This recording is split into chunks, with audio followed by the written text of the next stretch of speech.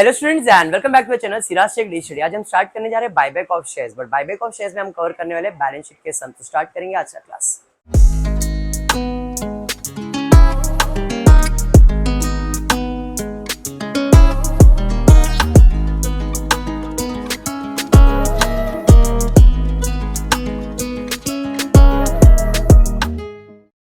चलो ध्यान दो, देखो इंटरनल रिकंस्ट्रक्शन का आपने बैलेंस शीट किया, बट अगर आपको डिफिकल्टी लग रहा है ना तो एक ट्रिक बता दो। आप इंटरनल रिकंस्ट्रक्शन अगर कर रहे हो बैलेंस शीट के लिए, तो इंटरनल रिकंस्ट्रक्शन में जो नोट्स टू अकाउंट्स बनता है वो मोस्टली बनेगा शेयर कैपिटल के लिए।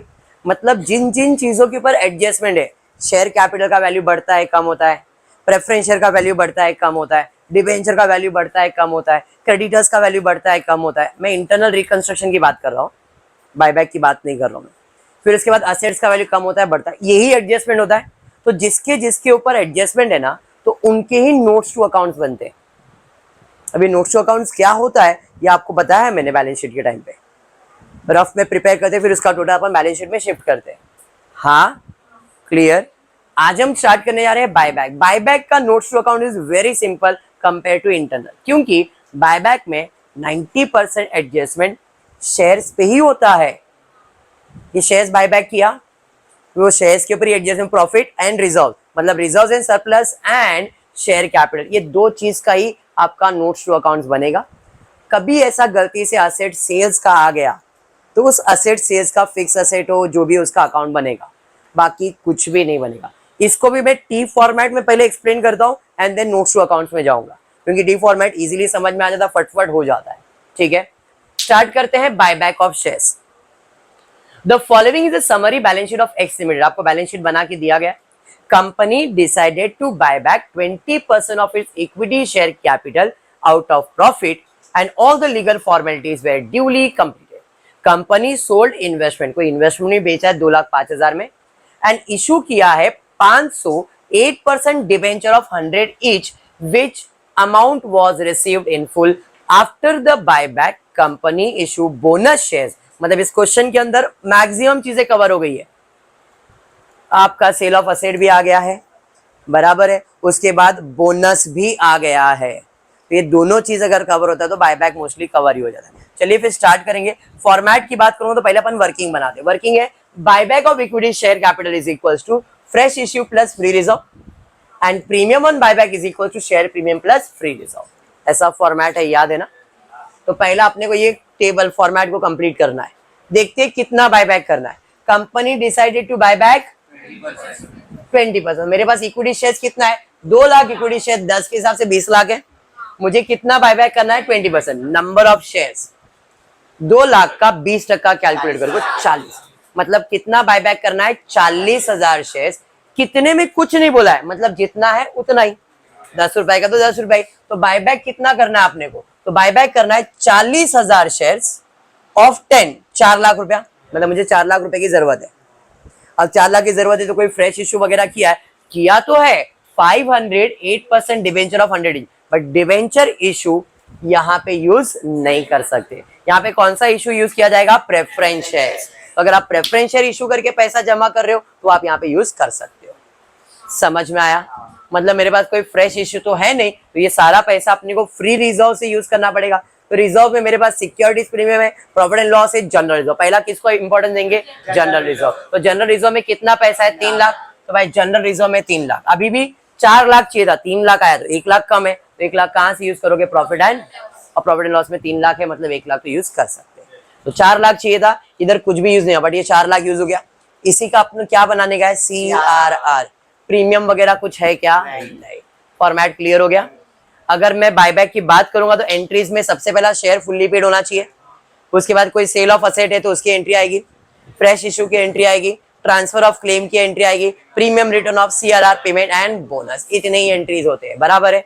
चलिए एंट्रीज की तरफ आ जाते हैं। क्या मेरे शेयर्स फुल्ली पेड अप है, हाँ मेरे शेयर्स तो फुल्ली पेड अप। उसकी कोई एंट्री आएगी क्या, नहीं। उसके बाद कोई सेल ऑफ असेट है क्या, दिया है क्वेश्चन में, company sold investment for ₹2,05,000। Investment भेजा, इन्वेस्टमेंट असेट है, बेचा है मतलब पैसा आएगा और इन्वेस्टमेंट जाएगा। तो इसकी जर्नल एंट्री क्या आने वाली है, पैसा आएगा, कैश और बैंक अकाउंट डेबिट। कितना पैसा आया, 2,05,000, पर इन्वेस्टमेंट कितने का था, इन्वेस्टमेंट गया 2 लाख का। फायदा हुआ कि नुकसान, 2 लाख का सामान 2,05,000 में फायदा है, जो भी फायदा है कहाँ जाएगा, प्रॉफिट एंड लॉस में। तो to profit and loss account. समझ में आ गया, एंट्री क्लियर है, पक्का। उसके बाद फ्रेश इशू। तो भाई ये फ्रेश इशू जो है आपका, फ्रेश इशू यहाँ पे होता है, क्या कोई फ्रेश इशू हुआ है क्या, नहीं, तो कुछ आएगा नहीं, बट फ्रेश इशू हुआ तो है। फ्रेश इशू के अंदर जो एंट्री यहाँ पे फ्रेश इशू की आप पास करते हो, इसके अंदर कौन सा फ्रेश इशू होगा, प्रेफरेंस है। बट अपने को कौन सा फ्रेश इशू किया है, डिबेंचर्स। तो एंट्री तो आएगी but preference share fresh issue की नहीं आएगी, डिबेंचर्स की आएगी। अब फ्रेश इशू का मतलब क्या है, तो फ्रेश इशू का मतलब ये है शेयर्स जाएगा और पैसा आएगा। यहाँ पे शेयर्स में कौन सा शेयर्स गया, डिबेंचर्स गया, तो डिबेंचर जाएगा और पैसा आएगा। तो इसकी फ्रेश इशू की एंट्री आएगी, पैसा आएगा, कैश और bank account debit to 8% debenture. 50,000 कैसे, तो 500 डिबेंचर, और डिबेंचर का एक का वैल्यू कितना है, 100 रुपया। यहाँ पे दिया डिबेंचर ऑफ 100 इच, तो 500 इंटू 100 क्या, कितना आया, 50,000। तो cash account debit to 8% debenture account. Clear है। फ्रेश इश्यू के बाद ट्रांसफर ऑफ क्लेम। क्लेम मतलब ये जो आपने बॉक्स बनाया है वो वाली एंट्री, जिसमें इधर तो कुछ भी नहीं है, खाली इधर ही है, कैपिटल भी होता है और प्रीमियम भी होता है। तो क्लेम जब भी ट्रांसफर करोगे तो ये दोनों होता है क्रेडिट, दोनों होता है क्रेडिट। कैंसिल करने के लिए क्या करेंगे, डेबिट। बट अब ये तो नहीं है, तो प्रीमियम तो नहीं आएगा, but buyback of equity share capital तो आएगा। तो एंट्री है buyback of equity share capital account debit to, किसको पैसा देने का है, शेयर होल्डर्स को, तो to equity share holder account. Cash थोड़ी आएगा यहाँ पे, पहले ट्रांसफर करेंगे ना, क्लेम ट्रांसफर हो रहा है, पेमेंट थोड़ी किया, समझ जाइए। तो ट्रांसफर ऑफ क्लेम के बाद प्रीमियम राइट ऑफ। प्रीमियम है क्या, तो प्रीमियम जब है नहीं तो कुछ भी राइट ऑफ करने की एंट्री आएगी नहीं। तो जो भी अमाउंट है वो जिस चीज से राइट ऑफ हुआ उसकी एंट्री आती है, बट इस क्वेश्चन में नहीं है। डन। उसके बाद बनता है सीआरआर। सीआरआर किस चीज से बन रहा है, general reserve and profit and loss. CRR हमेशा क्रेडिट और डेबिट में जो चीज आपने यूज किया है, general reserve and profit and loss. तो इसकी जनरल एंट्री क्या आएगी, general reserve account debit, profit and loss account debit to CRR account. समझ में आया क्या, क्लियर है। सीआरआर के बाद पेमेंट करेंगे, पेमेंट करेंगे तो पैसा जाएगा, किसको पेमेंट करेंगे, इक्विटी शेयर होल्डर। तो कैश और bank, sorry equity share holder account debit to cash और बैंक। 4 लाख 4।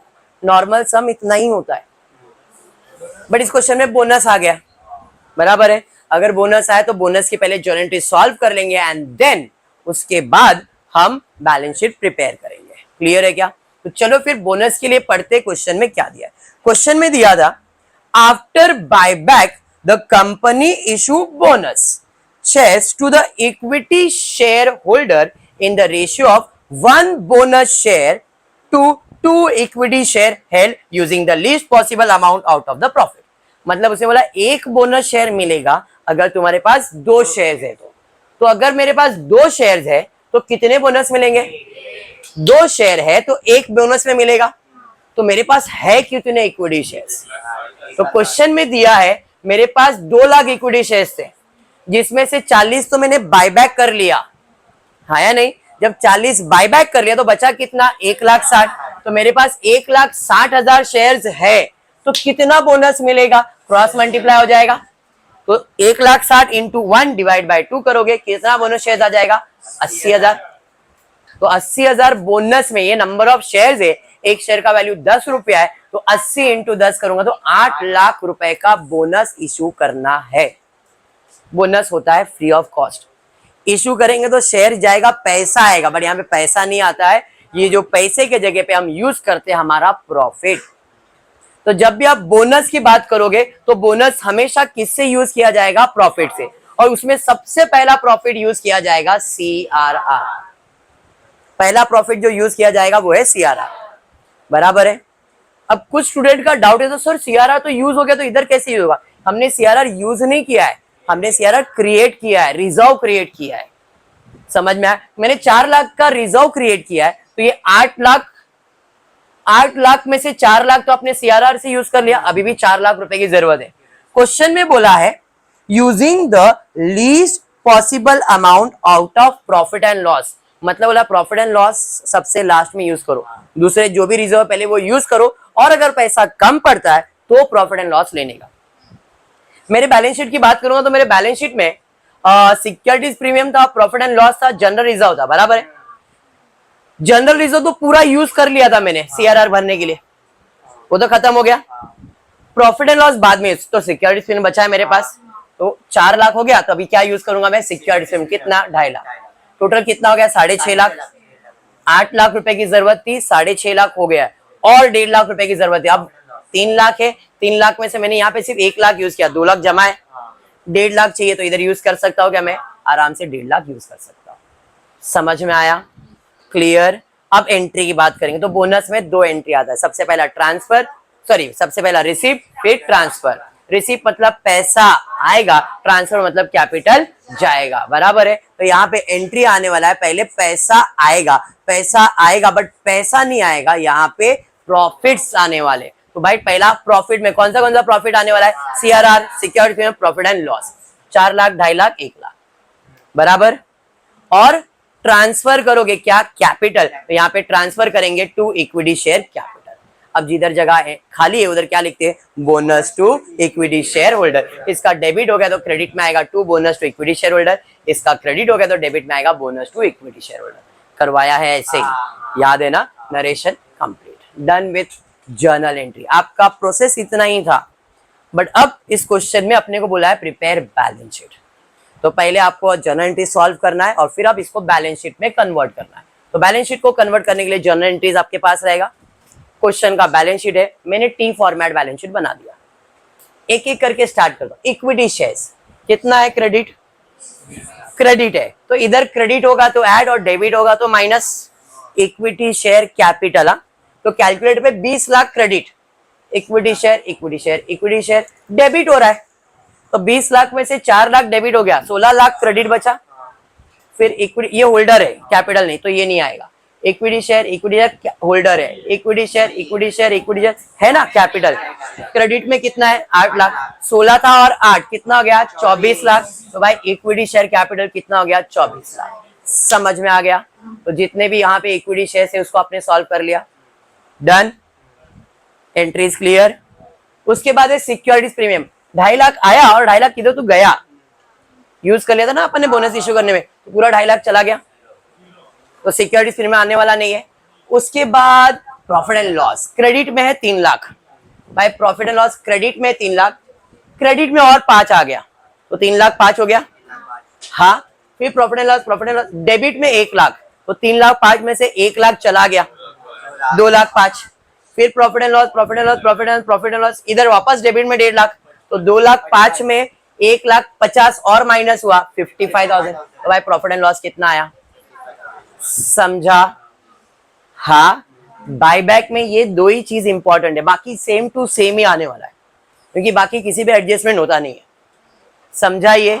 चलिए भाई, उसके बाद जनरल रिजर्व आया और जनरल रिजर्व गया। जनरल रिजर्व किधर गया था, ये देखो 3 लाख आया, 3 लाख गया, जनरल रिजर्व गया। क्रेडिटर्स पे कोई एडजस्टमेंट था क्या, जैसा है वैसे क्रेडिटर्स लिख दिया, 3 लाख था 3 लाख लिख दिया, डन। असेट साइड पे लैंड एंड बिल्डिंग में कोई adjustment, plant and machinery furniture नहीं, इन्वेस्टमेंट में था, आया और इन्वेस्टमेंट गया, बराबर है, तो इन्वेस्टमेंट बचा गया नहीं। उसके बाद स्टॉक, कोई एडजस्टमेंट नहीं था, जैसा है वैसे लिख दो स्टॉक। डेटर्स जैसा है वैसे लिख दो। Bill receivable, sorry bank balance, इसमें चेंजेस आएगा क्योंकि यहाँ पे पैसा जा रहा है आ रहा है, समझ में आया। In short, notes to account में 3 चीज बनेगा, share capital, reserves and surplus, cash और बैंक का नोट बनेगा, बाकी किसी का नोट नहीं बनाएंगे तो चलेगा, समझा ये बात। चलिए, कैश एंड बैंक, डेबिट में कितना है 3 लाख, तो इधर डेबिट हुआ तो ऐड और क्रेडिट हुआ तो माइनस। 3 लाख था और 2 लाख 5 आया तो 5 लाख 5, फिर कैश बैंक कैश, फिर 50,000 आएगा, कितना हो गया 5,55,000, फिर गया 4 लाख, तो 1,55,000, फिर कैश कैश कहीं पे भी नहीं, मतलब कैश बैलेंस कितना आना चाहिए 1,55,000। समझ में आया, डन। अब देखो इधर एंट्रीज में क्या बच गया है, डिवेंचर, इक्विटी शेयर होल्डर आया, इक्विटी शेयर होल्डर गया, सीआरआर आया, सीआरआर गया, तो अब आपके पास क्या बच गया, डिवेंचर्स। किधर, क्रेडिट में, तो डिवेंचर क्या होता है, लायबिलिटीज, बाकी सब चीजें bonus to equity share, bonus cancel हुआ, सीआरआर गया, सीआरआर आया, कैंसिल हो गया, इक्विटी शेयर होल्डर, मतलब सिर्फ एक ही चीज बच गया था, उसका पोस्टिंग बराबर है। अब भाई टोटल कर लो, बैलेंस शीट टैली, बट अपने को ऐसा बैलेंस शीट तो प्रिपेयर नहीं करना है, वर्टिकल फॉर्मेट। तो वर्टिकल फॉर्मेट में आपका फॉर्मेट आपको लर्न करवा दिया गया है। नोट्स टू अकाउंट में share holder, reserve, fix asset बनाया मैंने, बट इधर कैश एंड कैश इक्विवेलेंट बनाया, तो इतने नोट्स बनाए तो भी बस हो जाएगा, समझा? हाँ, इक्विटी शेयर्स कितना है भाई, 2,40,000 मतलब 24 लाख। रिजर्व में प्रॉफिट एंड लॉस 55,000, मैंने इधर डायरेक्टली लिखा है, बट आपको एक एक करके दिखाना पड़ेगा। सिक्योरिटी प्रीमियम आया माइनस सिक्योरिटी प्रीमियम गया, जनरल रिजर्व आया माइनस जनरल रिजर्व गया, प्रॉफिट एंड लॉस पहले इतना था, फिर आया, फिर गया, और बचा कितना 55। मतलब यहाँ पे आपको उसका प्रेजेंटेशन दिखाने का, मैंने डायरेक्टली अमाउंट बता दिया है, बट आपको एक एक करके दिखाना पड़ेगा कितना आया और कितना गया, इसके लिए ये नोट्स टू अकाउंट बनता है, समझा आपको? पक्का। उसके बाद फिक्स असेट के अंदर अलग अलग असेट थे, इसलिए मैंने इसका अकाउंट बना दिया है। 3 फिक्स असेट थे, टोटल ले लेते, इक्विटी शेयर का, रिजर्व एंड सरप्लस का, प्लांट एंड मशीनरी, मतलब फिक्स असेट। और कुछ है क्या? नहीं, पोस्टिंग करेंगे। शेयर कैपिटल का टोटल कितना आया था नोट्स टू अकाउंट में? शेयर कैपिटल 24 लाख, तो शेयर कैपिटल 24 लाख ले लिया, आ गया भाई 24 लाख, हो गया क्या? 24 लाख आ गया। रिजर्व एंड सरप्लस 55,000, टोटल ले लिया 24,55,000।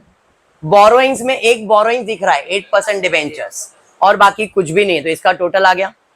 फिर शॉर्ट टर्म बोरोइंग्स नहीं, ट्रेड पेबल है, ट्रेड पेबल मतलब क्रेडिटर्स 3 लाख रुपए, और कुछ है क्या? नहीं, टोटल ले लिया इसका 3, 24,50,000 प्लस 50 प्लस 3 लाख करोड़ 28,05,000।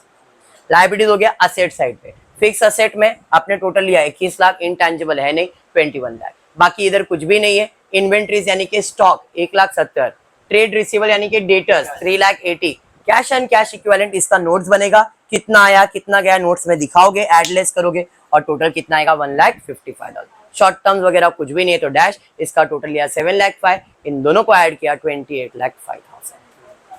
समझ में आया? देखो मैं अभी बोल रहा हूँ आपको ऐसा बैलेंस शीट बनाने का है, ये नहीं, ये आपको समझाने के लिए कि हाँ चलो कुछ नहीं, फंसने वाले हो तो ये हेल्प करेगा, नहीं तो आपको डायरेक्टली यही करने का है। क्लियर है क्या? पक्का। आज इतना ही करते हो। होपफुली वीडियो पसंद आए तो प्लीज वीडियो को लाइक कर देना, फ्रेंड्स ग्रुप में शेयर करना, चैनल को सब्सक्राइब करना। Thank you for watching the video.